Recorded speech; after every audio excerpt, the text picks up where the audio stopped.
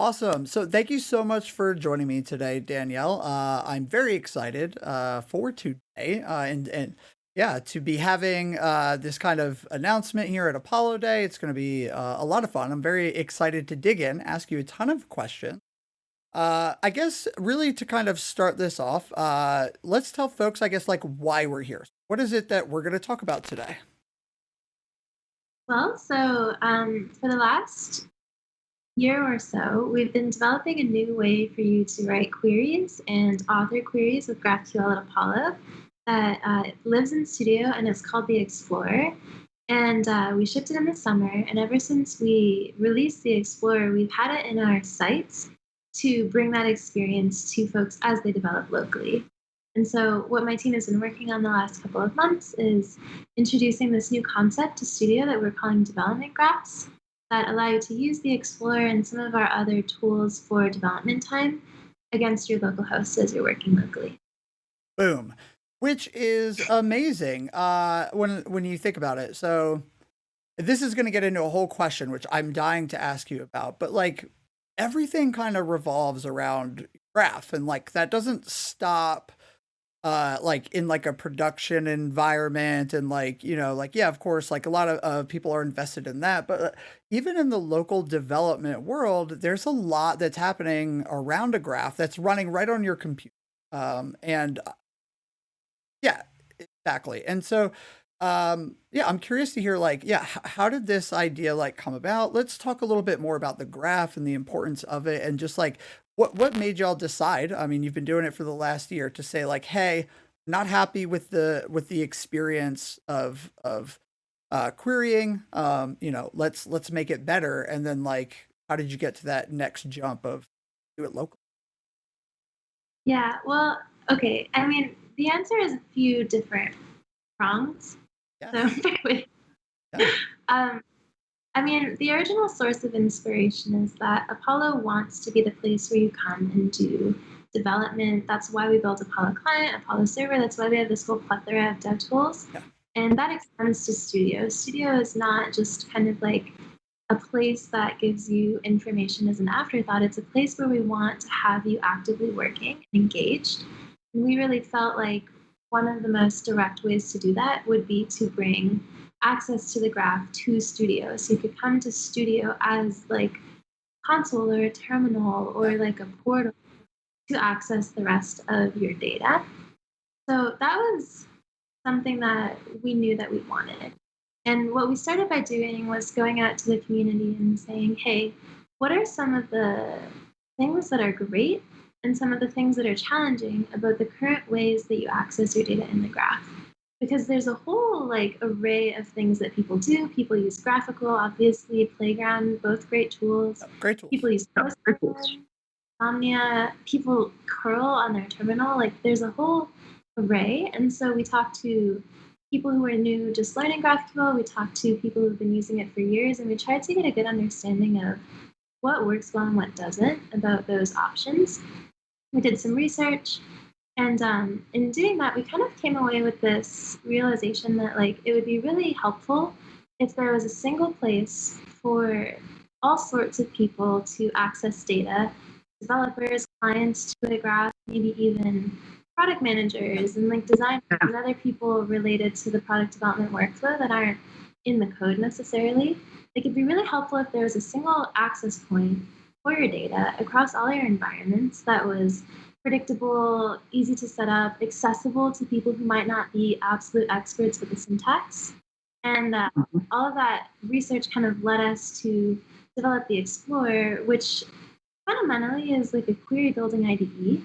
But a lot of what we've tried to build into it has been tools to help you navigate really big graphs, if that's your situation, where you might not know the precise location of everything in the graph, but you kind of have a general sense that something's there. Or write queries if you were technical enough to be interested in that, but maybe not an expert in the language. Like one of the most satisfying feelings I had in this whole project was when I showed our boss, who's an engineer and technical, but not writing queries every day. Right. And he was struggling with the language, trying to type it out. And I was like, oh, just click some of those plus buttons and you can do the whole thing not even typing a single keystroke at all. It like empowers people who wouldn't otherwise be able to access data to like access the data in their graph. Yeah, I love that. And so while we're talking about this, I'm actually going to just bring up Explore because I feel like we've talked it up, and I'm sure folks would like to actually take a look. So before we get into what we're going to talk about, which is local graph, I'm going to actually open up like a bigger graph project, something that's, well, I shouldn't say bigger, but like something that's been pushed to production already. And then we'll circle back to the local graphs here in a second, because I thought it'd be really cool for folks to get it a look at this. So what I'm going to do is go to like the example co. I think they have, or actually get to, I guess like the Star Wars. I guess I can open any of them. Let's just open one of mine. Graph is an example code if you want to look at that one. Oh, that's where it is. Okay. Example co. Oh, Graphs. Yeah, let's do. Oh, here we go. Star Wars. So when we're in Studio, it's going to be Explore right here, this tab. Boop, we click this open, and then it's going to look pretty similar, right? So it's not like super surprising. It shouldn't catch you too off guard, but yeah, it's going to be something, that should have some familiarity to it with a lot of awesome stuff baked in. And I love that. That is the best part. I know exactly where I'm going to handle my operations and my variables or headers, and my response is going to boop, pop right up. So, this is Explore. This is what we're talking about for folks who might not be so familiar. Also, Danielle actually did an awesome stream with me, and that's on YouTube. So definitely check that out. Yeah, if you want like a kind of deeper dive into Explore, but we're going to cover quite a lot of awesome features anyway right now.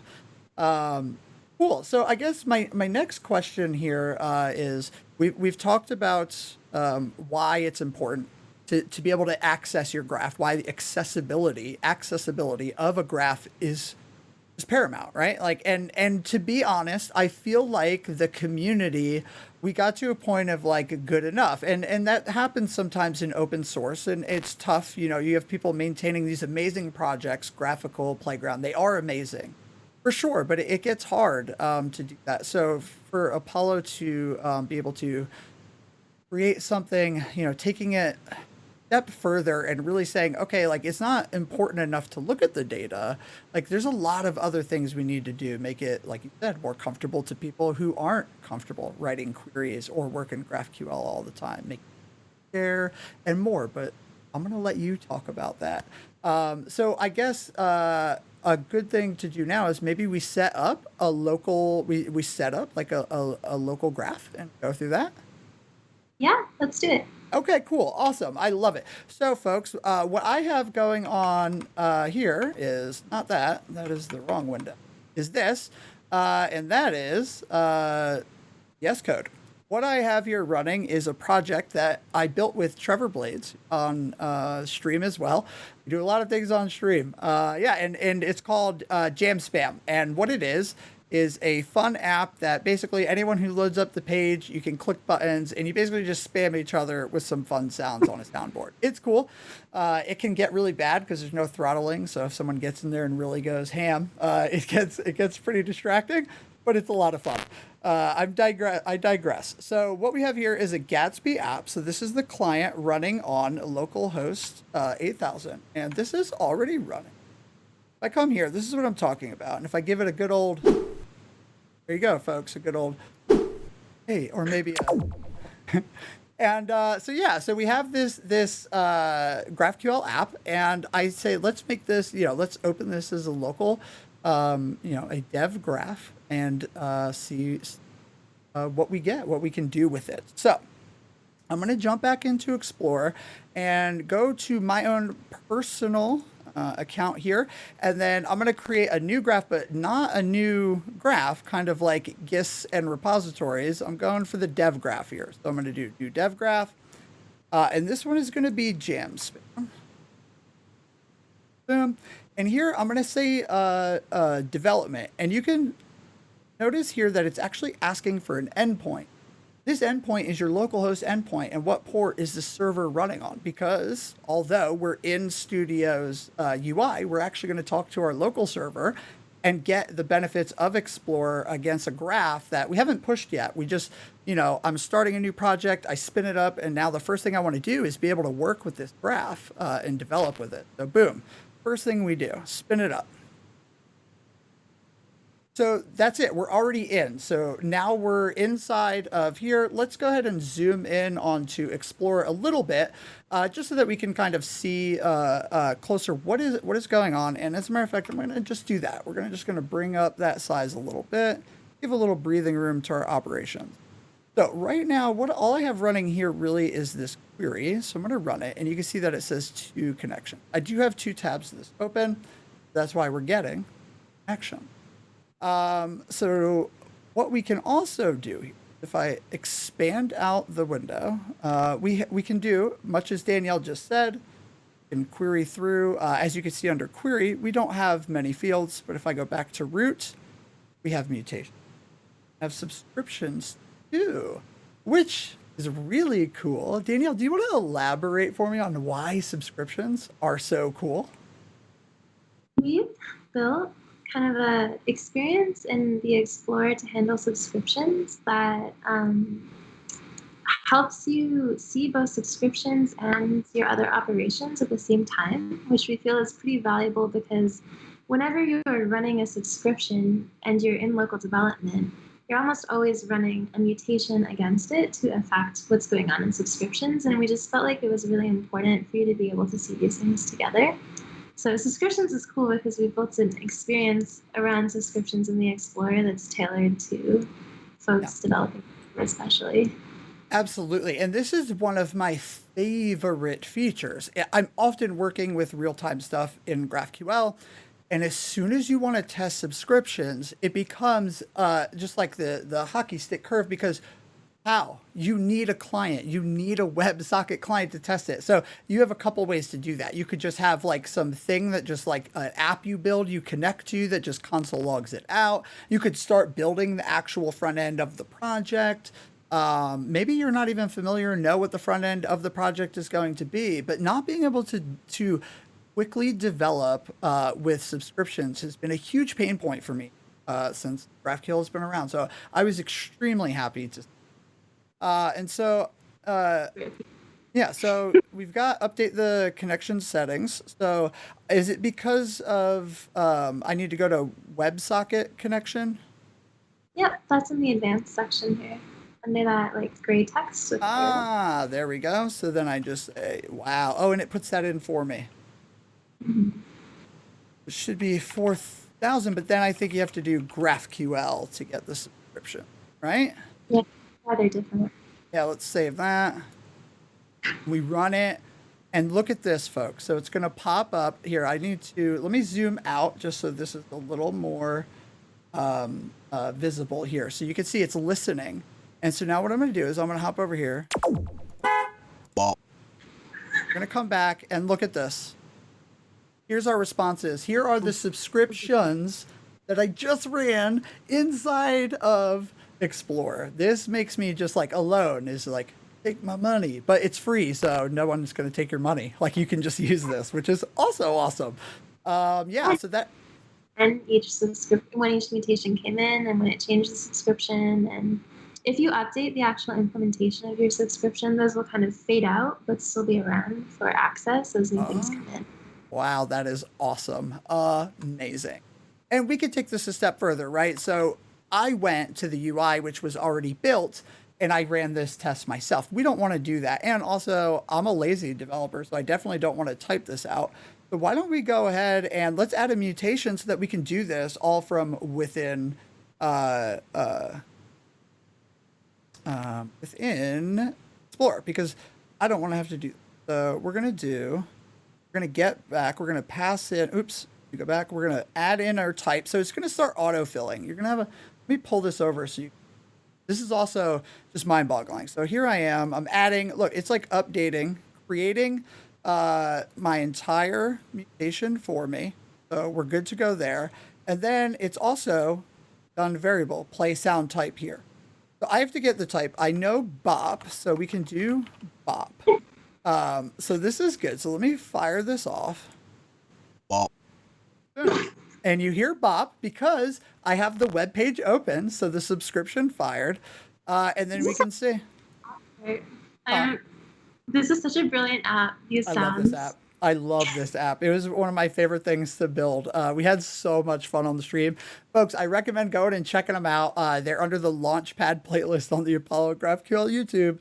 And if you want to see Trevor Blades and myself actually get spammed and people just like, it sounded like, I don't even know, like New York City, like rush hour traffic. Like, oh, it was hilarious. Lots of fun. But look at this, folks. So it's preloading everything for us, which is awesome. But that's not all you can do. I feel like the infomercial host. But wait, there's more. There's more. Yeah. What else can we do? Because a common situation that I run into is, yeah, I want this separated out like this, easy to add my variables and track it, but like sometimes I want to share something, a query or a mutation that I've created, or vice versa, which is someone has shared one with me, but I need to change the variables in it, and I don't want to do like all this manual typing. What would I do in that scenario? Okay. You see, there's a context menu. We call it our meatball menu. Those three Yes, dots. meatballs. I learned, fun fact, three dots, horizontal, meatball menu, vertical, kebab menu. Ooh, I was not up on kebab menu. I like it though. That's awesome. Yeah. That's hilarious. So Um, there's the options, inline and extract variables. And right now your variables are extracted. So you can click inline variables and look at and that. Look at that. It cleared my variables out and popped them up. So let's back in. Just ooh, okay, so it just popped them in. So now I can grab this and drop it into Slack, into Jira, into anywhere. Vice versa, I can grab the query that QA is telling me they're having trouble with. And they've already pre-filled it with information. I've done my test. Now I'm ready to do tests with other variables. Very common scenario, literally like every day of development in GraphQL, something you might run into. So now I'm going to extract them. And now I can change that to whatever I want. And it just works. And that is such a powerful feature and time saver. Like, and this is a very small example because we have one variable. What happens when you have variables like where you're going to skip a query given a certain circumstance, and then you have more variables that are needed two levels down because you're in GitHub repositories, which have comments, which have something else, and it's just like it's not a big deal when there's one. It's a really big deal when there's 7, 8, and you're doing this every day. Yeah, exactly. And the extract variables is super useful when you want to kind of copy a query and then get it ready to put it into code. Because Yes, usually when you're working with variables in code, you want to extract the variables so you can absolutely. change them more easily. Absolutely. And what a pleasing developer experience. Like, it just goes to show it's like, it's not that like we're at the peak of developer experience. It's just like for GraphQL, like I feel like we're just scratching the surface, which actually brings me to my next question because we're coming up on time, and I don't want to miss anything. Is there anything else that we should show off about this local develop? And again, folks, this is a server that is running on my local machine, so it's amazing to get this kind of power. Just like it's wild. Okay, but I digress. Yeah. Uh, quick thing about that, I mentioned earlier that a big focus of ours has been kind of accessibility of the data graph so Yes. that more people can query it. But the other thing that I forgot to mention in that moment is that, I mean, half of our work here is making GraphQL more accessible with the Explorer. The other half is building a power tool for developers because this is still fundamentally a developer IDE. And so a lot of Yeah. our inspiration for building things like inline and extract variables comes from our experience as GraphQL developers, just being like, gosh, we really need this thing. Yeah. If this was a click away, we could be so much more efficient. And that's exactly how things like that get built. Absolutely. And when we talk about like power, uh, developer experience. Like, we're not even doing all of the things that we do here. We could turn on mock responses by default. You just go. You just put in a query and just go. You can get response hints, to make sure, like, oh wait, yeah, this seems right. This is the field I'm looking for. Like, this is the right type. Also, something else that you can get with Explore, which I'm hyped about, not really doesn't make as much sense for a local graph, but for a production graph, which is latency estimate. Right? Like, that's Mhm. huge for a developer. And I know I'm veering a little bit out of the local experience, but that actually could still be very useful information. So, yeah. Like, Like get a sense of how long your query will take to exactly. respond and what the problems are. You can do that with the deployed version of the Explorer. Yeah, Um, exactly. And I and then one thing else that we could do, which I don't have on here, is the show inline traces. And this is just like boom. So here's what I'm going to do. I'm going to switch to Nom Nom Ramen because we did set up the inline traces for this. And so now what I'll do, I don't have a lot of queries, so you're not really going to get the full power of this, but we're going to come down here to traces and boom, look at this. So it only has the one property, but you can visualize over time, like, this is going to break down the entire resolver chain of your query and show it to you in your query building editor. And I just yeah. can't even. Like, I just can't. It's just amazing. It's so cool. There's no development. This will bring you back traces of every query that you're running against your localhost, which is really helpful for debugging, especially. This has been on our wish list Yeah. since day one. We started the Explorer. Yeah, and I see why, because it's absolutely. And so that brings us really up to the end, the crescendo here. And if there was any parting words or anything that you wanted to drop on the wonderful attendees of Apollo Day, what should they do aside from clearly start using this if you want to speed up your development, and Yeah. basically a lot of other things. But what else? I mean, so like I said before, my dream with the Explorer, our dream with the Explorer is to make the data in your graph more accessible to people in your organization who would be empowered if they had access to it. And one of the things we didn't even have time to look at today, which is one of my favorite features, is a feature where you can see your data not in JSON mode, but in table mode and see it more visually. And I've showed that to people even internally here who are very used to working in Excel, and their eyes light up. Oh my That is gosh. awesome. I apologize. Sorry.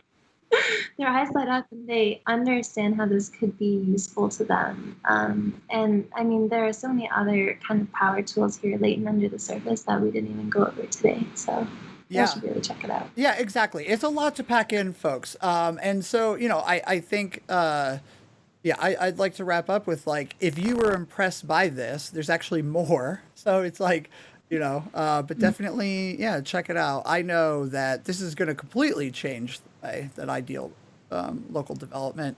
Been using it, been amazing. And yeah, I can't wait to see what else it gets, updated with, what else y'all do with it. Because so far, every feature that you have released is like, this is something that I have dreamt that I would have for years. And it just goes to show that you're really coming from the point of developers solving real problems, and it's thank you to the team. And again, folks, this is free, so you can use this whenever, right? It's for you, for the community. Have at it, have fun, and yeah. Bring us feedback. This Yes. product is an absolute joy to work on. We love new suggestions. Please don't be shy. Anything that you've been missing or that you want, we would be more than thrilled to try and build for you. Absolutely. And you can reach us at our Twitter handles, which are below. So just feel free to reach out at any time. With that, Danielle, I think we should get out of here. Let's let these folks get back to their day. I'm sure they're tired out from talks and all that other fun jazz. So yeah, it's such a pleasure hanging out with you again, as always. Thank you very much. And thank you to the audience. We really hope you enjoyed Apollo Day, and we can't wait to show more of this stuff off in the future. So stay tuned. Bye, everyone. Bye.